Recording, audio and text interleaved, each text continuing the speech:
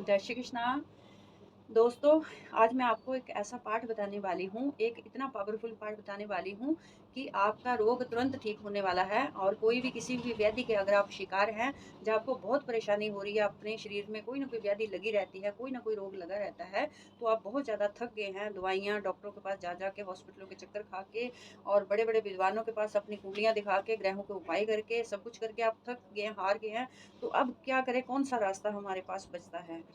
तो कहते हैं कि जन्म जन्मांतर कृत पापम व्याधि रूपेण जयति तत् शांति औषधि जप तप होम इत्यादि।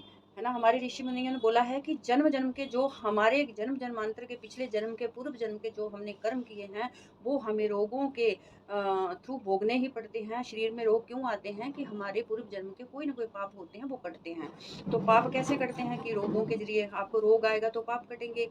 तो फिर पर शांति कैसे हो? अब देखो, इंसान ने गलती तो कर ली है, पर गलती का भुगतान कैसे हो, उसकी शांति कैसे हो, ये भी हमारे ऋषि मुनियों ने बताया कि ये शांति कैसे होगी। शांति होगी औषधि। सबसे पहले तो कोई बंदा बीमार होगा तो वो डॉक्टर के पास ही जाएगा ना, फटाफट से डॉक्टर के पास ही जाएगा। अगर किसी को कोई व्याधि, कोई दर्द, कोई ऐसा कोई रोग हो गया, तो वो पहले सबसे पहले डॉक्टर के पास जाएगा। नंबर 2, डॉक्टर के पास जाके भी उसका कोई निदान नहीं होता, तो फिर नंबर 2 वो किसी विद्वान के पास जाएगा, किसी अच्छे पंडित विद्वान किसी के पास भी जाएगा अपना भविष्य पूछने के लिए कि हमें कुछ उपाय बताइए, क्या करें।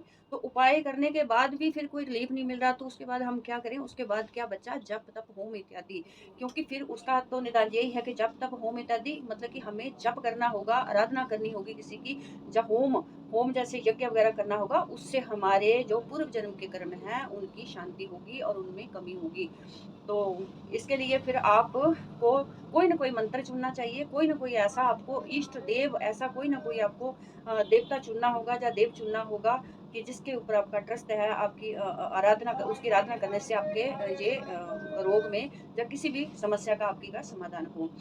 तो आज मैं आपको बताने जा रही हूँ कि ये एक ऐसा पाठ है कि देखो, तुलसीदास भी बहुत ज़्यादा पीड़ित हो गए थे व्याधि से, तो उन्होंने इसकी रचना किया और उन्होंने बार-बार प्रार्थना की कि हे प्रभु, मैं श्री राम का पाठ नाम नहीं ले पा रहा हूँ। तुलसीदास जी ने बोला कि मैं श्री राम भगवान का इतना मतलब भक्त थे वो, पर मैं उनका नाम नहीं ले पा रहा क्योंकि मेरे शरीर में इतनी पीड़ा, इतनी बाधा, इतनी सारी व्याधियाँ हैं, मैं क्या करूँ? तो हनुमान जी का उनके आह्वान किया था और हनुमान जी की आराधना करी थी। तो ये बहुत ही चमत्कारी है, तुलसीदास जी का लिखा हुआ हनुमान बाहु का पाठ है, जो इतना चमत्कारी है कि आप इसे एक बार करके देखिए। इसके मुकाबले कोई दूसरा पाठ नहीं है। आपको ये किसी भी व्याधि से मुक्त कराने में सक्षम है।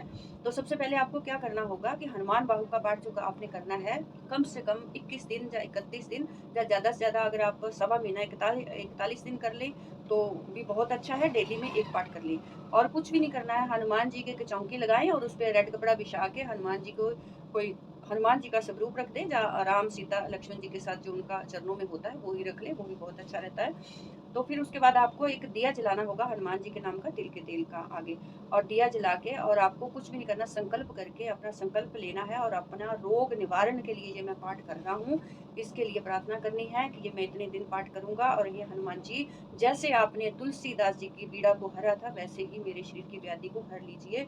तो आपने बारंबार प्रार्थना करनी है और प्रार्थना करने के बाद आपको फिर ये पाठ करना है। और थोड़ा जल, पाठ करने से पहले आप थोड़ा सा कटोरी में किसी में जल रख लें आगे, थोड़ा उसमें गंगा जल की बूंद डाल दें, एक तुलसी का पत्तर डाल दें और थोड़ा सा ये पाठ होने के बाद उस रोगी को पिला दें। जब आप खुद अपने लिए कर रहे हैं तो आप खुद पी लें उस जल को, बाद में वो चार्ज हो जाएगा तो मंत्रों से, तो उसको आप खुद पी लें।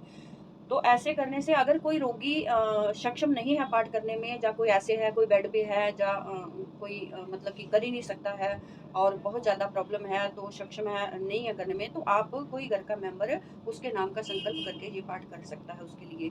और बहुत ज़्यादा प्रॉब्लम है या इतना भी नहीं संभव हो पाता, नहीं बन पाता, तो रोगी के पास थोड़ा सा डेली ये पाठ चला दें ऑडियो में, तो भी सुनने मात्र से भी उसको काफ़ी रिलीफ मिलेगा। तो इस पाठ का इतना चमत्कारी प्रभाव है। और लास्ट में आपने जब संकल्प किया होगा 21 दिन या 31 दिन, 41 दिन, जो भी आपने संकल्प किया होगा, उसके अकॉर्डिंग आपको लास्ट दिन हनुमान मंदिर में जाके थोड़ा सा प्रसाद चढ़ाना है, जो भी आपसे बन पड़े। हलवा बना लो, या लड्डू चढ़ा दो, केला चढ़ा दो, केले चढ़ा दो, कुछ भी जो भी संभव हो उनको भोग चढ़ा दो वहाँ पे हनुमान मंदिर में। और अगर हो तो आप छोला भी चढ़ा सकते हैं, सिंदूर भी चढ़ा सकते हैं हनुमान मंदिर में, हनुमान जी के नाम का छोला भी चढ़वा सकते हैं उनको। और थोड़ा सा उनके चरणों का सिंदूर भी ले आएँ। आप जब लास्ट दिन हो उनके भोग चढ़ाएँ और उनके पाठ को संपन्न करें, तो हनुमान जी के चरणों का थोड़ा सिंदूर ले आइए और एक थोड़ा-सा वो डब्बी में रख लें और थोड़ा-थोड़ा डेली वहाँ पे टीका करें रोगी के माथे पे, तो भी बहुत अच्छा रहता है। और हनुमान जी का पाठ आप जब करते हो, तो मैंने पहले भी बोला है कि आप घर पे शुद्धता का बहुत ज़्यादा ध्यान रखें और शुद्धता घर में होनी बहुत ज़रूरी है।